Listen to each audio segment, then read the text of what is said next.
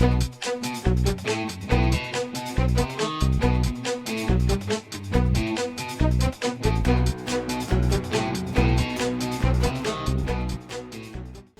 what's up, guys?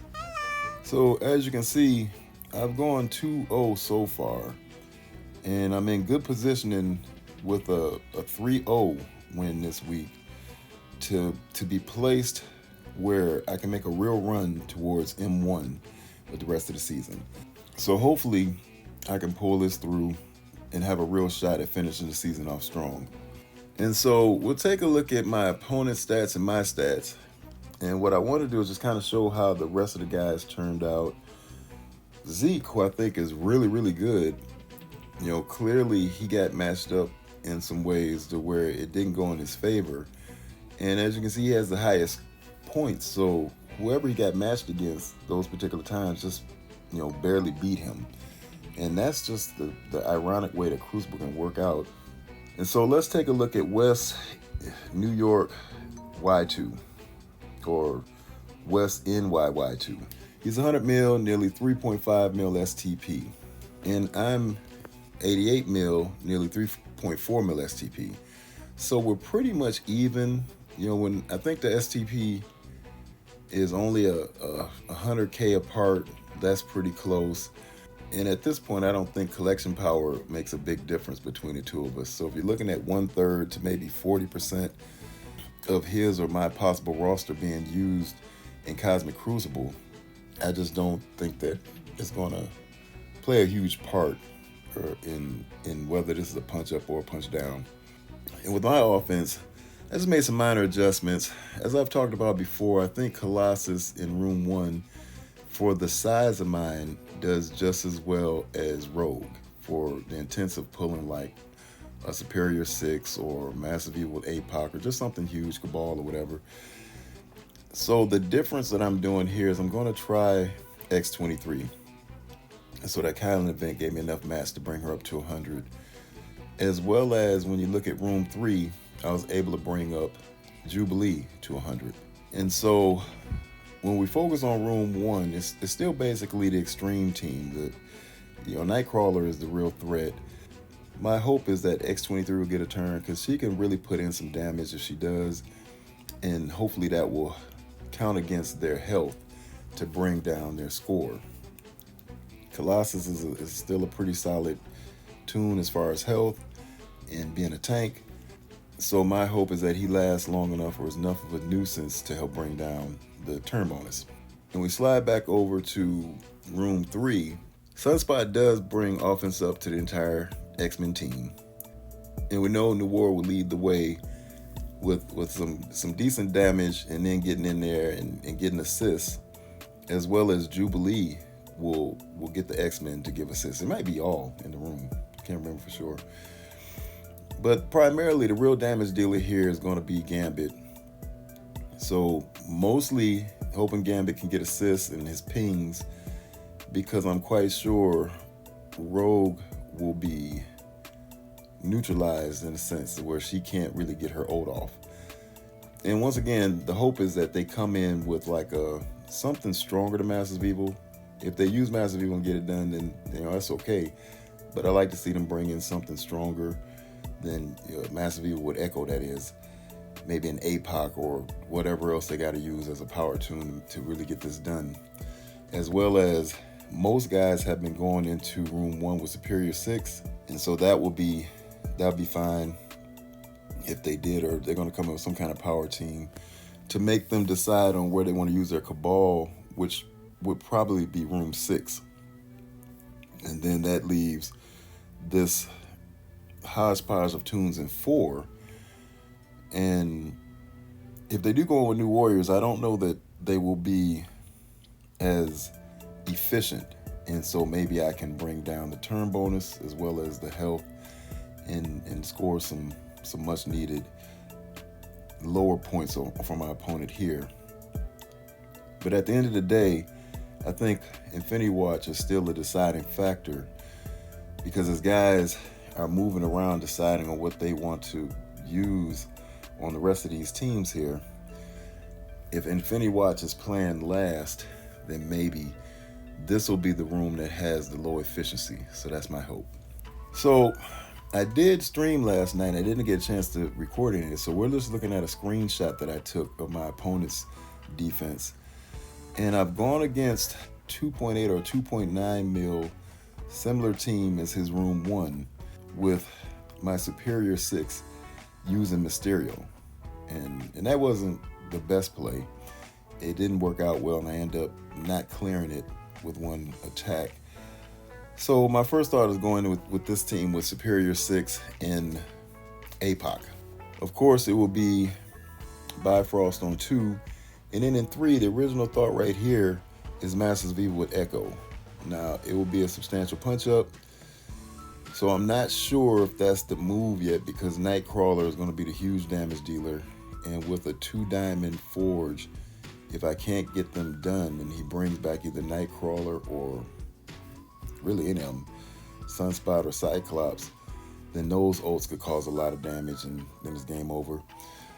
So I'm considering what else could be used, because of course if APOC goes in here, then that would give me a better chance to clear, even with the assist going on, to get this done, because there's no Gambit in this room. And so I think that would help me out a lot, because the pings wouldn't be taking place. He's got Black Order with Quicksilver, with a huge Quicksilver being a threat. And my first thought is to be efficient is to go in with Cabal, maybe a Red Goblin and Void Knight. So we'll see if that'll be the play, as well as my Secret Defenders for room 6. And his juicy special on defense here, I'm thinking to go in with New Warriors and Scroll. So we'll see if that turns out to be the game plan for the best efficiency. That's the biggest reason to go into the stream, to get different ideas to see how I can improve with the gameplay overall. And so what ended up happening is I got a bunch of ideas thrown at me on how to go about the 6 rooms. And Zero actually had joined in, which was great, because Zero is well known, and he's really climbed the ranks. He's in M2 and probably a raids guru. And so he's got a good idea how the kits work on most all players. He's got a good memory for all of that. And he's worked out some attack orders that are really pretty good. Had Sham in there, of course, Updog, and then a guy named Pat. I don't know who Pat is.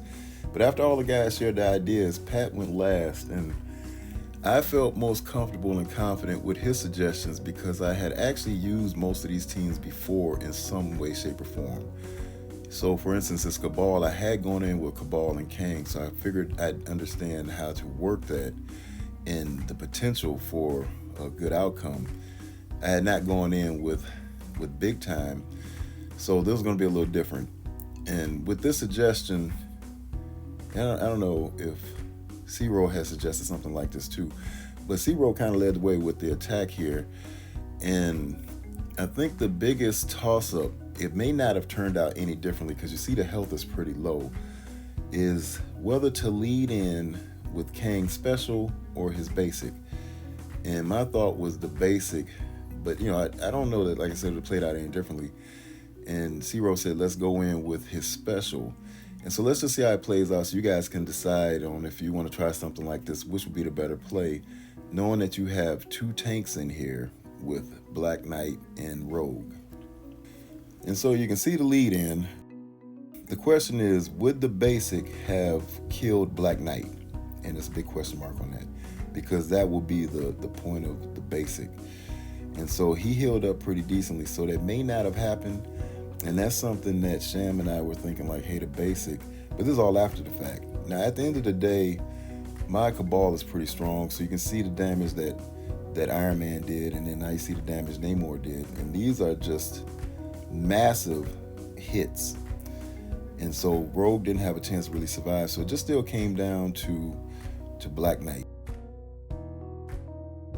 So only real question using this team would be if the basic would be enough to give a chance for higher health bonus at the end. And that may not be the case, because you see how the entire team was attacked, and that was not just Black Knight that did that. Now, we've seen Bifrost go to Pegasus plenty of times, so I'm not going to show it. The difference, I think, is he's got a decent amount of diamonds, especially 3 diamonds on Kestrel, so it did hurt my health stats here to enough of a degree that I didn't get the best score as I've had in some previous battles. But at the end of the day, 8366 is still very good, and it still was a high turn bonus. So it just comes down to the power of the team you're going against, because it looks like the turn bonus is going to be relatively high. And if your Bifrost is able to sustain and recover from the damage so that your health bonus is better than this. Now, with room 3, there was a concern because, as you see, he's got a strong Sunspot, he's got a strong Cyclops, a strong Forge, and a strong Nightcrawler. All these 2 diamonds going across the board. And of course, Noir is strong. So, my original plan was Massive Evil with Echo, but it turns out, and actually, like I said, at the end of the day, Pat made the suggestions for all of these rooms, because what happens is you want to have a layout that's consistent to go across the board so you can use your tunes to the best potential. And what he came up with is, this was actually great. So you look at this 8368, you're going with Scroll, Hive Mind, and you just wreck this team. And so let's just take a look so you can see how smoothly this goes. So the general consensus was to lead in with Scrolls Basic, and I agree with that, so that you can really cause some damage on a Nightcrawler, and then you can get going. And then his special will be Timely as his second move. But at the end of the day, when Void Knight comes in, there's so much damage already done, basically by Scroll, that they're just falling over. Now, C-Roy had told me to go into Forge, which probably he would have said go in with his ult. I went in and hit Noir, because I wanted to bring them all low. Fortunately, I think Noir died, and the rest, at least Cyclops, got into the red. So it worked in my favor, because they were saying that had that not happened, Forge could have charged up and really ignited the team. So that's something to keep in mind as you're going through this type of an approach. So now with his Black Order Quicksilver, the guys were really leaning towards us going in with New Warriors. Hey, you'll be fine, because it's a punch down. And that's something Desir talked about in his video that I was leaning towards, like, it's got to be a punch down. And as discussion went on, they were saying, well, hey, if you put in somebody else that can stun, like, I don't remember all the characters they mentioned, but I think somebody even brought a Black Cat. But there was just talk about Nova, and then, hey, you could just bring in Weaver. And since my Weaver was the biggest out of all of them, I'm like, yeah, let me bring in Weaver. And they were saying the protection she brings to the team in the long run, which is true, because you can see this team health bonus is on a 20, and the turn bonus is really good at a 22. So let's just take a look at how this plays out so you guys can see how Weaver, it was a strong addition to this counter. And so after Thanos goes, the primary target is Quicksilver. And the only reason that I kind of got off of Quicksilver is just because of the taunt from Cole. Now, had his Cole been stronger, maybe that could have been drag it out a little bit more. If his Thanos was stronger, maybe a little bit more would happen. But at the end of the day, the threat was Quicksilver, and we know if he gets to his turns, then he can cause some serious damage. And I think this is where you're seeing the power of Weaver come in and just kind of make sure that doesn't happen. And so having APOC freed up, of course, the thought process was, hey, going with APOC and Eternals, which, I've seen how well that can work, because Doolum has done that often. And the guys were saying, well, this might be a good place to use your Black Cat, as part of the discussion was to say use your Black Cat with your Superior 6, which I use on Room 6. I felt pretty comfortable just going in with Superior 6 there, and had never used Black Cat there. And so I leaned against it because I really do like having Kraven in. But the guys were saying, hey, if you take out Kraven and put in Black Cat, it'll work better. Or if you take out Slayer, so either or. But at the end of the day, they were like, well, you can try her in here. And I think it went fairly well. They were saying at some point she did ignite their immunity, or maybe it was Safeguard. I'm not quite sure. Something happened in there. But it still went fairly well. I mean, an 8365 is a good score. The guys were saying, hey, maybe it could have been a few points higher. He's got a turn bonus of 20, so it's very possible to, if with a team as strong as what I went in with, that could have happened. But I think Robbie really just kind of ignited it and kept it to where it could be anyway. So let's just take a look and see how this plays out. And so typically my approach is go in and get Moondragon out the way first. And you can see that his team is really strong. So as I go into Moondragon, it's not as quick and easy as one would hope to get her out the way. So there's still a little bit of a chipping away that has to take place. And so when Icarus gets a chance to go, she's not low enough to make the double tap work. But still, things are in play. And after Cersei goes, you got Apocalypse, so they're really in danger here. Now, I missed where exactly the guys were talking about Black Cat ignited them, because it was before APOC went. Or maybe it was even before Icarus went. But at the end of the day, this counter is so strong that I don't know that it made a huge difference. So we're talking about a couple points which would be crucial, but at the end of the day, it was a very well put together counter. So here is what we've seen often. Superior 6 going into the Juicy special here. And I think guys have seen it often. I'm going to run it back just because you see the 3 diamonds on Robbie. And I still like to target Robbie. The guy's saying, hey, you got a bunch of raiders, so it doesn't matter. At the end of the day, I think what I like to see is at least something happened to Robbie, which I think there was a vulnerable placed on him early on. That tends to make me think that because he's so strong at a 3 diamond and could wipe out your teams, or at least devastate your health bonus here, that even the extra damage because he's the target can make a difference. So let's just take a look.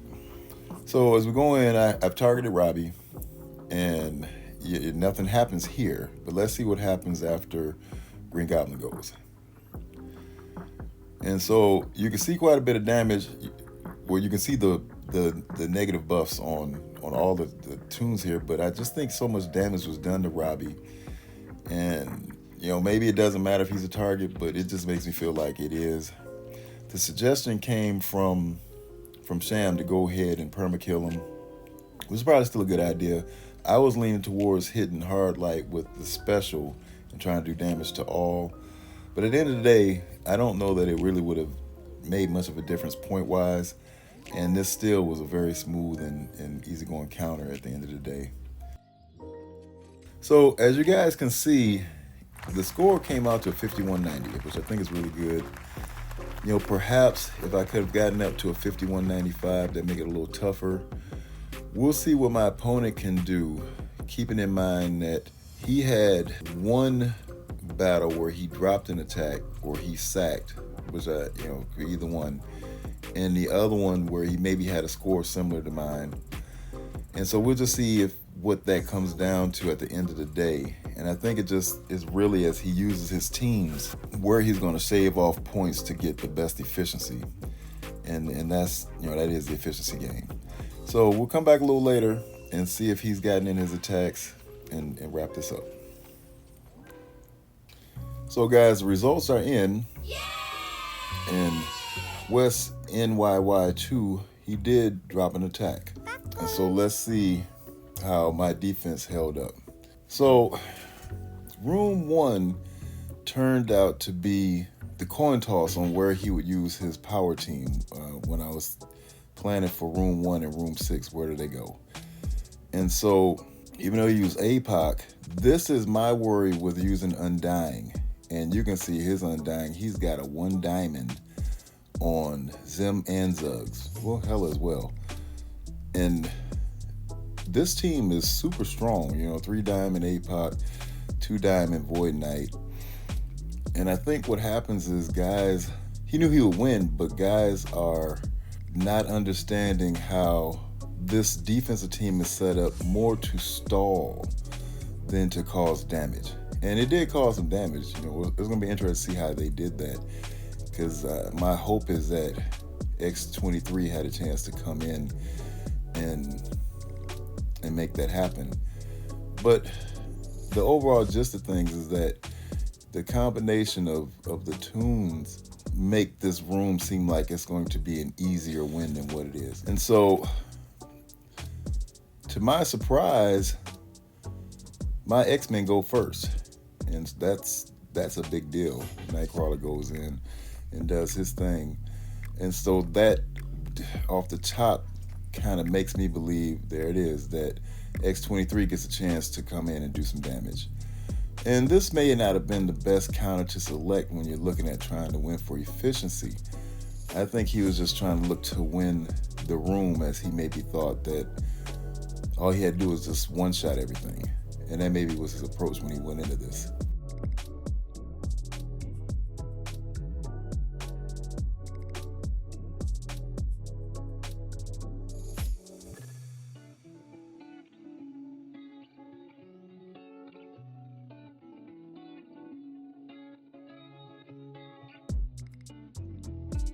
And so with room 2, since there's no real way to see where the fail happened, whether he made a mistake or maybe his game restarted, whatever the case may be, we've seen this battle enough times, so I'm sure this plays out similarly. So room 3 is what tends to happen, and maybe it's because I'm in D2. Maybe this room, as I get to M1, will be pointless to have here. But for now, it seems to draw teams like this. This is the second time this week a scroll was drawn. And so he leads in on Rogue. That's interesting.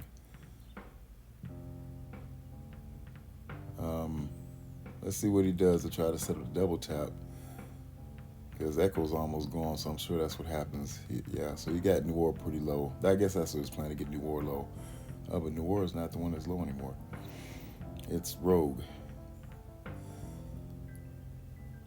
Well, they're really coming in, doing what they need to do. As soon as Echo's gone, the game, they didn't double tap. So that's Rogue held up. Yeah, but they're just overpowering them. Power of these Eternals at 3 diamonds is amazing. And so this room is just here to hopefully draw what he did. He brought in his Superior 6, and I think I don't know if it was my last opponent did the same thing, but that's happened before, where either they came in super strong with their Superior 6 on this room, or because of how things were going, they took it in on my Infinity Watch. Either way, for me, that's great. And so, he has his Vulture over there, so he goes first. And Cole is taking a serious hit. And the rest died. Did Cole die the first time?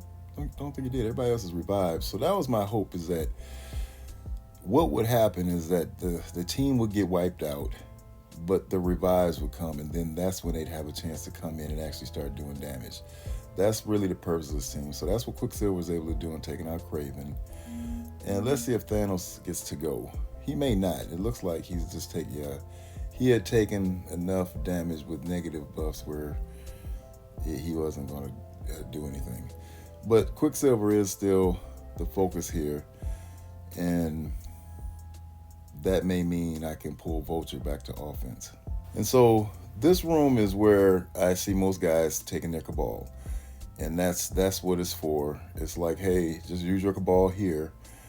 And that's what he did. And he came in with Kang and Titania at that. So